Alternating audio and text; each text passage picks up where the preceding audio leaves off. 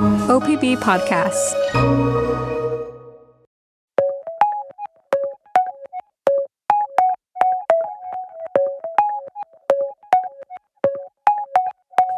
From the Gert Boyle studio, it's OPB Politics Now for Thursday, July 2nd. For months, election officials around the country have been bracing for change. The Supreme Court appeared on the verge of barring Oregon, Washington, and other vote-by-mail states from accepting ballots that arrive after Election Day. But the court ruled this week, and those changes are not coming. It's the latest development in the last couple of weeks that suggested that, at least for this year, elections in the Pacific Northwest will play out as usual.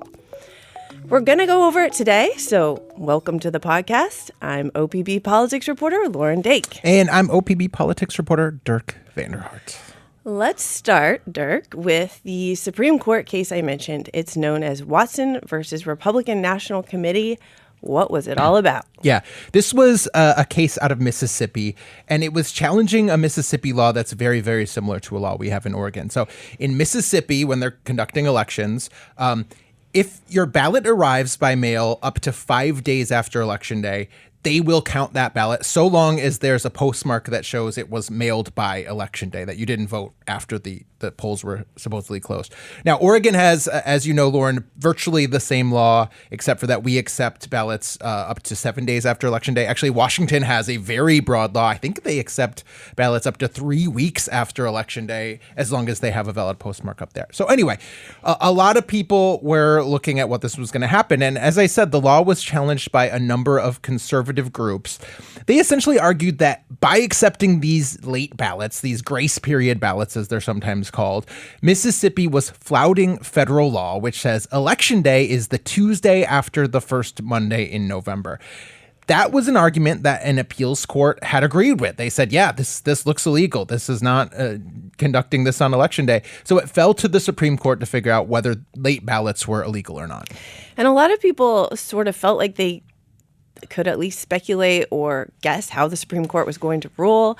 But they were surprised. Why is that? Yeah. So, I mean, you know how this works. Like when a case comes before the court in oral argument, all the people watching are watching the questions that justices ask and trying to divine which way they're leaning just based on those questions. And you know, the court has a very well-known 6-3 balance at this point, where there's 6 conservatives and 3 liberals. That sometimes mixes up, but it appeared likely to some folks that late ballots were in trouble just based on how those arguments went. And I think that created some interesting questions about what a ruling might do, right? No one really knew. So for instance, would the court rule that these ballot grace periods were not allowed in federal elections? Like we have a U.S. Senate election this year, or we have House races. Maybe they wouldn't be allowed in those instances, but say nothing about them in state elections, like the governor's election we have this year.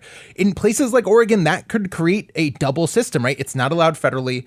Our state law dictates that we do accept late ballots. So there might have been this double system that elections officials were having to scramble and figure out, where they couldn't accept some votes on a ballot if it was mailed, you know, if it arrived late. Just, it would have been very confusing, as you can tell by the way I'm explaining it. There were also just questions about, like, what else could happen? Might the court tamp down on the state's ability to process ballots early if suddenly Election Day, this one day, had all this new importance? A lot of speculation about what might happen.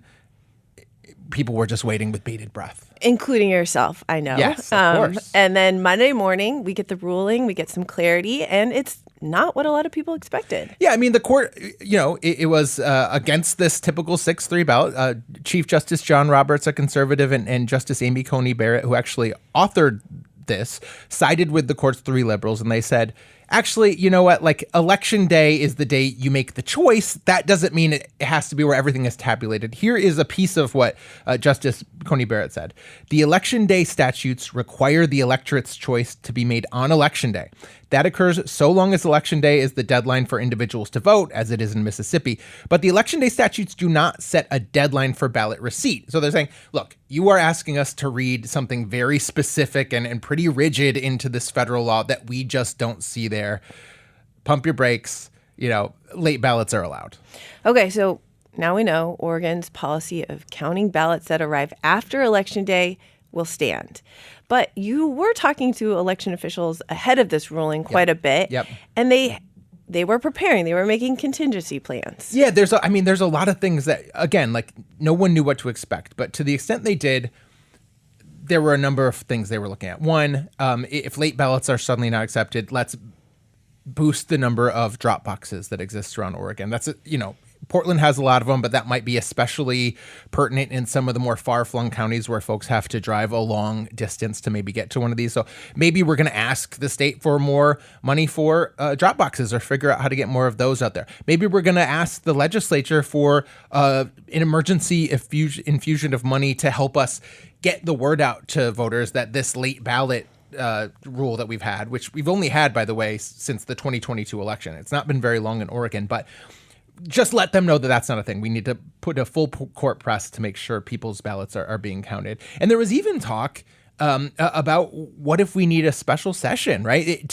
Just in case there was that eventuality I talked about where there's a separate rule for federal races than there's for state races, things could get really weird. So might it be possible to call the legislature into session to sort of bring the state law in line with what the new federal landscape looked like and avoid that? That was actually viewed as unrealistic politically because I think Democrats realized that Republicans might not have any willingness to show up for a special session that was doing that. But anyway, just to get to the fact that like there was a lot of planning, worry, people are trying to figure out how to get ahead of this thing, and ultimately it came to not that. Well, let's just imagine for a quick second that the court had ruled the other way. Let's talk about, how many of these late ballots typically even show up and what it would have really meant for Oregon. Yeah, I mean, like I said, so, we've only been doing this since the 2022 general election, and Oregon has not found any sort of reliance on late ballots. So in 2022, I believe 1.8% of all ballots accepted arrived late and had the postmark. In 2024, it was way less. It was like 0.6% of ballots had the postmark.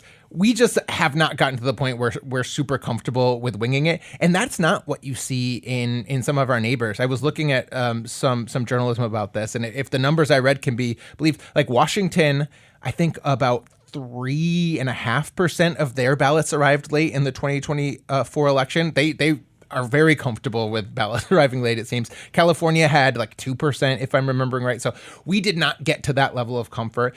I think the people that I talked to were like, yeah, we used to not do it this way. It hasn't been that long. I think people will adjust. And we should also note that this late ballot rule that Oregon has was not a slam dunk. Like Democrats here, as we all know, like have made a point of trying to expand and make voting as easy as possible. But I think if you talk to some of the county clerks that administer elections, they were split on this. I think some of them viewed this as kind of an unhelpful way to go. So some people were relieved by this. I think some probably would not have been too sorry if the court had gone the other way. Right. Okay. Well, we're going to take a quick break right here, and we will be right back and talk about more fun stuff.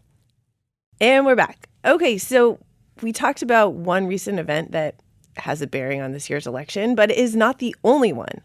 Dirk, you've also been tracking an executive order President Trump signed earlier this year. Yeah, so Trump's done a lot, and maybe we can talk about that. But in, I believe, late March, he put an executive order out that concerned a whole lot of people. And what it would have done is, one, forced states created a mechanism by which states had to submit vote-by-mail states had to submit all the voters that they expected to send a ballot to, the eligible voters that they plan to send a ballot to the United States Postal Service. It would also have had another branch of the government create a whole list of 18-year-old plus citizens that they knew existed in each state. And there was a real worry here. So on the one hand, like the USPS said, okay, you're going to give us these names. We're going to ensure that we deliver the ballots to those people and those people only. But there was worry about this other list that the government was creating that was like, well, wait a minute, is the USPS then going to be cross-referencing, somehow blocking some people that we would have sent ballots to from getting ballots because they are assuming they are not citizens or otherwise ineligible? There was a lot of concern, right, that in this realm that we've existed in where states control so much about our elections and run elections, and I think many people would say run them well and securely, suddenly the USPS was going to be this big gatekeeper that's like, nope, we're not delivering to John T. Smith, whatever, right? So we sued over it, because that was the concern. We in Oregon and a bunch of Democratic states. Right. And this week they prevailed. So what happened? Yeah, I mean, look, there is a pretty basic argument here, which is that the Constitution grants power to Congress to set election rules.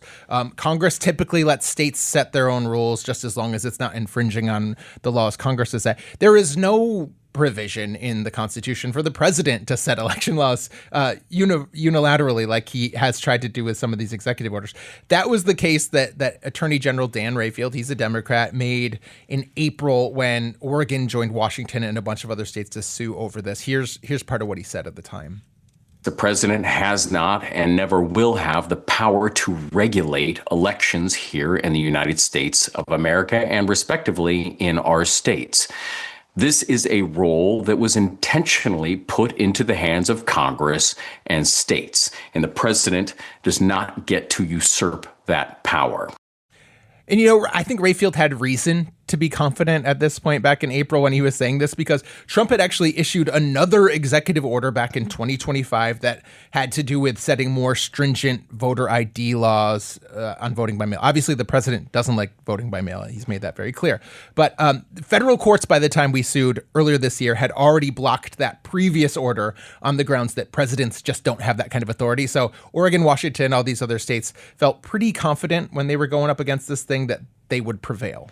Okay, but like you just pointed out, the president has made it very clear that he does not vote by mail and he wants to curtail it. So does he have any other options to do that? What else is out there? Yeah, right. Well, let's just say this. The president says constantly, right, vote by mail is rife with fraud. It's creating all these false elections. There is just not any evidence. We say it again and again, but let's say it again, right? There is just not evidence of widespread voter fraud. The place you might look is the Heritage Foundation, a conservative group that does chronicle instances of voter fraud that are known of. And if you look at Oregon in this database, they find 18 examples going back to 2000. So nowhere near enough to sway any election. And even when you pop into those, they're probably not the insidious examples that some people, when you're thinking in a conspiracy mode, might think about. So, I looked today, there was a young woman who was a student in Colorado, but lived in Oregon and voted in both. Or some people might live in Washington for some reason, but also Oregon, vote in both.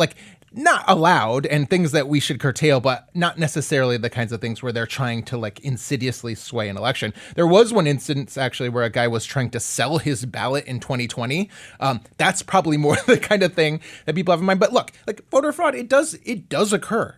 No one disputes that, but it is not there's just absolutely no evidence that it occurs in these huge ways that people are subverting elections and rigging things. So anyway, your question was about what else Trump wants to do. And I think the big thing that's looming right now is this bill called the Save America Act.